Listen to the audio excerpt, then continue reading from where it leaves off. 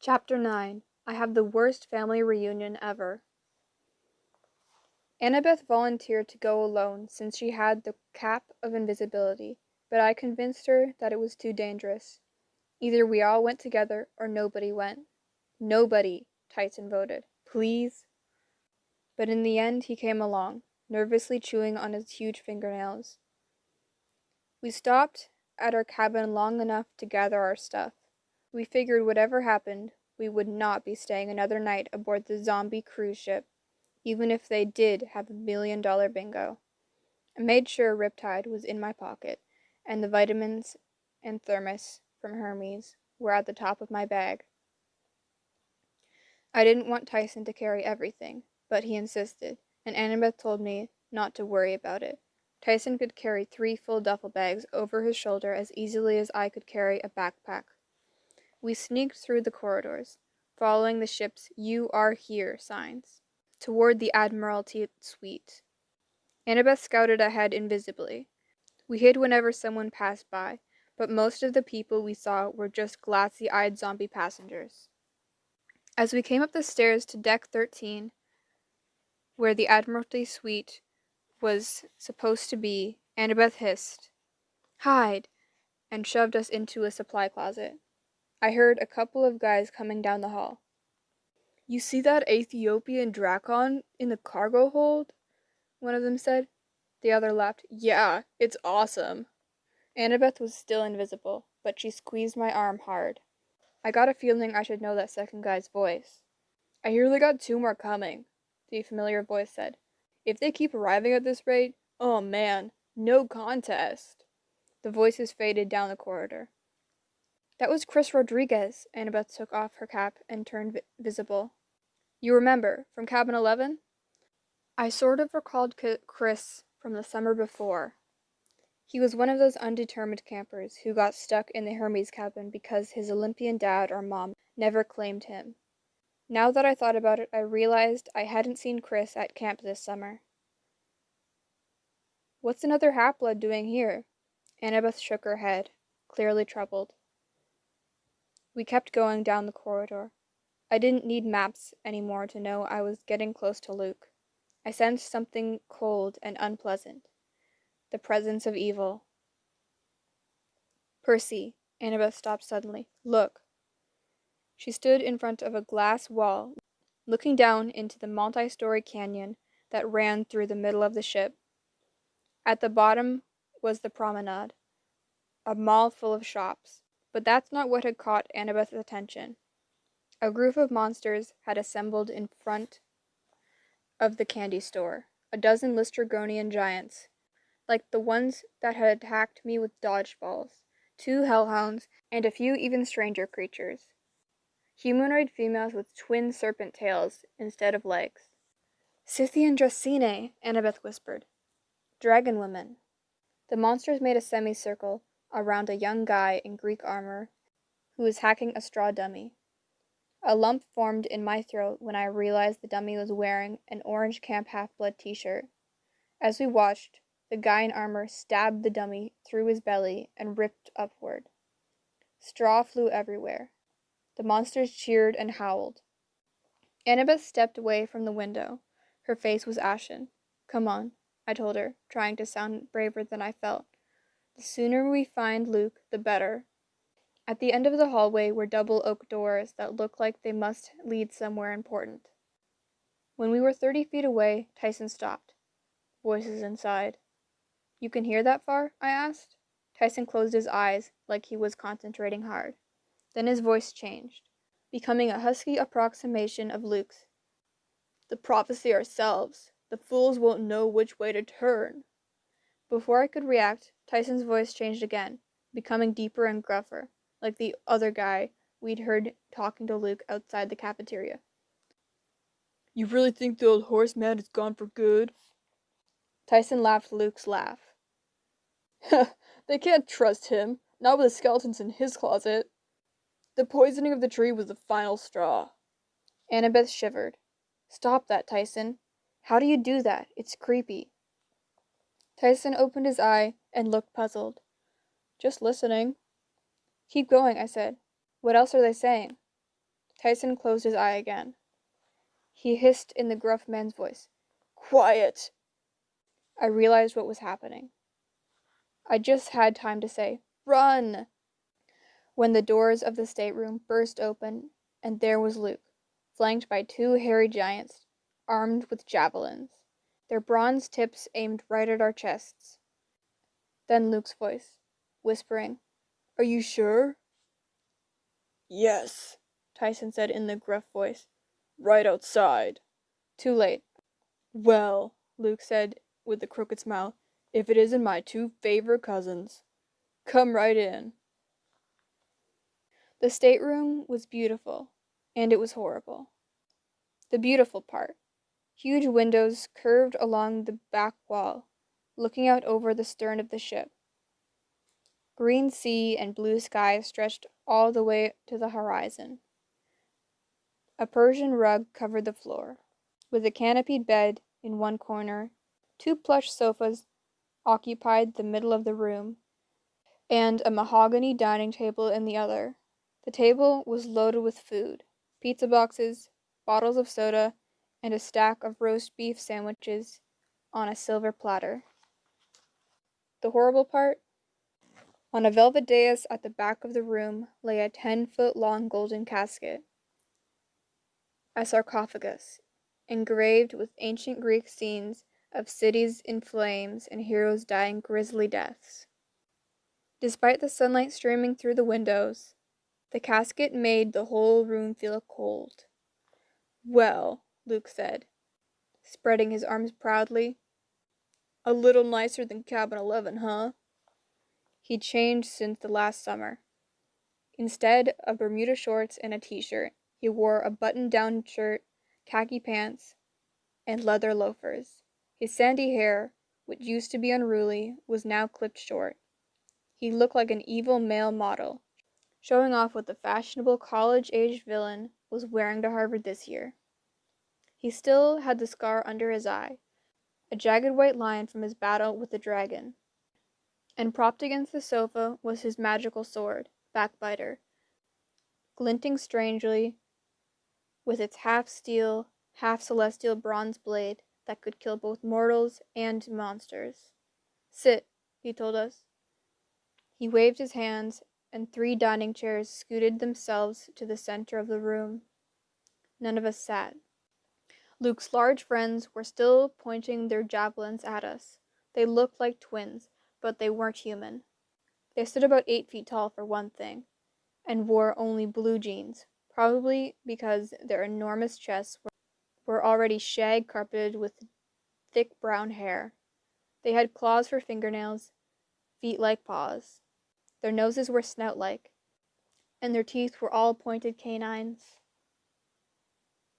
"Where are my manners?" Luke said smoothly. "These are my assistants, Agrius and Aureus. Perhaps you've heard of them." I said nothing. Despite the javelins pointed at me, it wasn't the bear twins who scared me. I'd imagined meeting Luke again many times since he tried to kill me last summer. I'd pictured myself boldly standing up to him, challenging him to a duel. But now that we were face to face, I could barely stop my hands from shaking. "You don't know Agrius and Aureus' story?" Luke asked. "Their mother, well, it's sad, really. Aphrodite ordered the young woman to fall in love. She refused and ran to Artemis for help. Artemis let her become one of her maiden huntresses, but Aphrodite got her revenge. She bewitched the young woman into falling in love with a bear. When Artemis found out, she abandoned the girl in disgust. Typical of the gods, wouldn't you say? They fight with one another, and the poor humans get caught in the middle. The girl's twin sons here, Agrius and Aureus, have no love for Olympus. They like half-bloods well enough, though." "For lunch," Agrius growled. His gruff voice was the one I'd heard talking with Luke earlier. "Heh heh heh heh," his brother Aureus laughed, licking his fur-lined lips. He kept laughing like he was having an asthmatic fit until Luke and Agrius both stared at him. "Shut up, idiot," Agrius growled. Go punish yourself, Aureus whimpered. He trudged over to the corner of the room, slumped onto a stool, and banged his forehead against the dining table, making the silver plates rattle. Luke acted like this was perfectly normal behavior. He made himself comfortable on the sofa and propped his feet up on the coffee table. Well, Percy, we let you survive another year. Hope you appreciated it. How's your mom? How's school? You poisoned Thalia's tree. Luke sighed. Right to the point, eh? Okay, sure, I poisoned the tree. So what? How could you? Annabeth shouted, so angry I thought she'd explode. Thalia saved your life. Our lives. How could you dishonor her? I didn't dishonor her, Luke snapped. The gods dishonored her, Annabeth. If Thalia were alive, she'd be on my side. Liar. If you knew it was coming, you'd understand. I understand that you want to destroy the camp, she yelled. You're a monster. Luke shook his head. The gods have blinded you. Can't you imagine a world without them, Annabeth? What good is that ancient history you study? 3,000 ages of baggage. The West is rotten to the core. It has to be destroyed. Join me. We can start the world anew. We could use your intelligence, Annabeth. Because you have none of your own. His eyes narrowed. I know you, Annabeth. You deserve better than tagging along on some hopeless quest to save the camp. Half-Blood Hill would be overrun with monsters within the month. The heroes who survive will have no choice but to join us or to be hunted to extinction. You really want to be on a losing team with company like this? Luke pointed at Tyson. Hey, I said. Traveling with a Cyclops? Luke chided. Talk about dishonoring Thalia's memory. I'm surprised at you, Annabeth. You of all people. Stop it, she shouted. I didn't know what Luke was talking about, but Annabeth buried her head in her hands, like she was about to cry. Leave her alone, I said, and leave Tyson out of this. Luke laughed. Oh yeah, I heard. Your father claimed him. I must have looked surprised because Luke smiled. Yes, Percy, I know all about that, and about your plan to find the fleece. What were those coordinates again? 30, 31, 75, 12. You see, I still have friends at camp who keep me posted. Spies, you mean? He shrugged. How many insults from your father can you stand, Percy? You think he's grateful to you? You think Poseidon cares for you any more than he cares for this monster? Tyson clenched his fists and made a rumbling sound down in his throat. Luke just chuckled.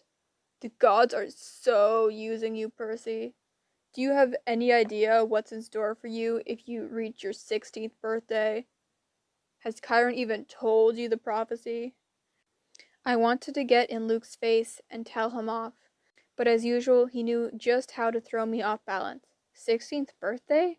I mean, I knew Chiron had received a prophecy from the oracle many years ago. I knew part of it was about me, but if I reached my 16th birthday, I didn't like the sound of that. I know what I need to know, I managed, like who my enemies are. Then you're a fool. Tyson smashed the nearest dining chair to splinters. Percy is not a fool. Before I could stop him, he charged at Luke. His fists came down towards Luke's head. A double overhead blow that would have knocked a hole in titanium, but the Bear twins intercepted. They each caught one of Tyson's arms and stopped him cold. They pushed him back and Tyson stumbled. He fell to the carpet so hard the deck shook. Too bad, Cyclops, Luke said. Looks like my grizzly friends together are more than a match for your strength. Maybe I should let them.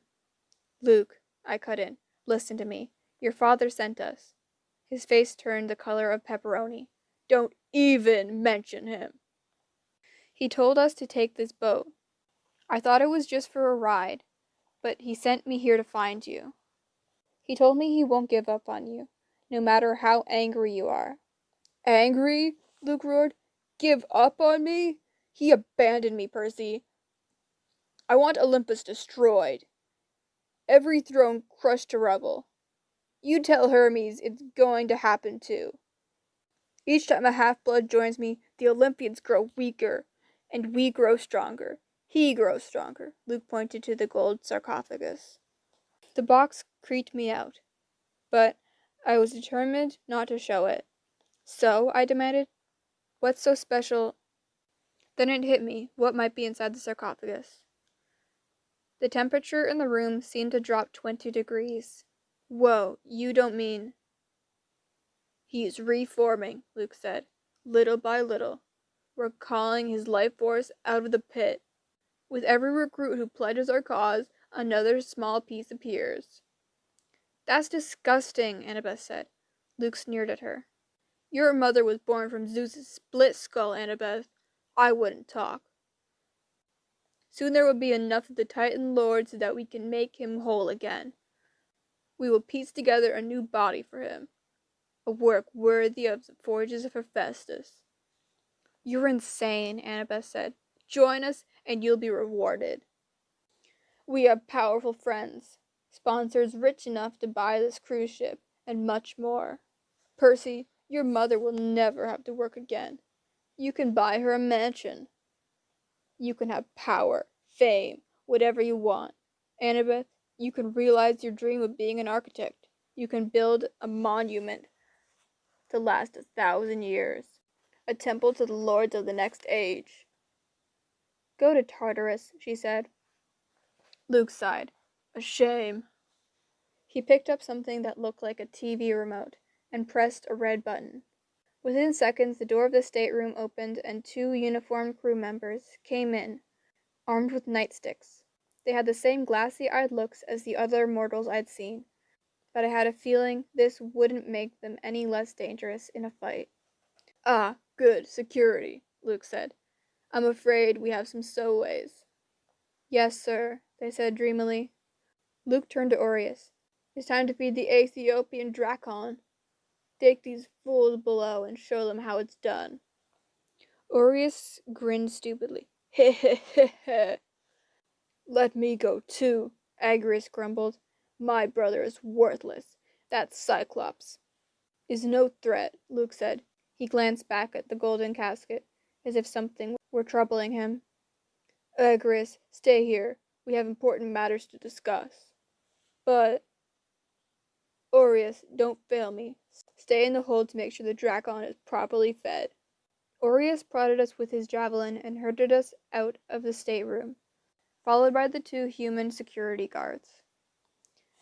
As I walked down the corridor with Aureus's javelin poking me in the back, I thought about what Luke had said, that the Bear twins together were a match for Tyson's strength, but maybe separately.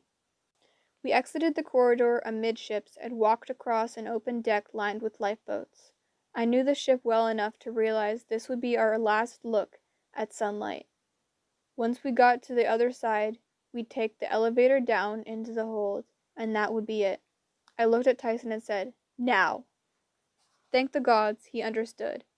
He turned and smacked Aureus 30 feet backward into the swimming pool, right into the middle of the zombie tourist family. Ah! The kids yelled in unison. We are not having a blast in the pool. One of the security guards drew his nightstick, but Annabeth knocked the wind out of him with a well-placed kick. The other guard ran for the nearest alarm box. Stop him! Annabeth yelled, but it was too late. Just before I banged him on the head with the deck chair, he hit the alarm. Red lights flashed. Sirens wailed. Lifeboat! I yelled. We ran to the nearest one. By the time we got the cover off, monsters and more security men were swarming the deck, pushing aside tourists and waiters with trays of tropical drinks. A guy in Greek armor drew his sword and charged, but slipped in a puddle of pina colada. Lystragonian archers assembled on the deck above us, notching arrows in their enormous bows. How do you launch this thing? Screamed Annabeth. A hellhound leaped at me, but Tyson slammed it aside with a fire extinguisher. Get in, I yelled. I uncapped Riptide and slashed the last volley of arrows out of the air. Any second we would be overwhelmed. The lifeboat was hanging over the side of the ship, high above the water. Annabeth and Tyson were having no luck with the release pulley. I jumped in beside them. "Hold on!" I yelled, and I cut the ropes. A shower of arrows whistled over our heads as we free fell toward the ocean.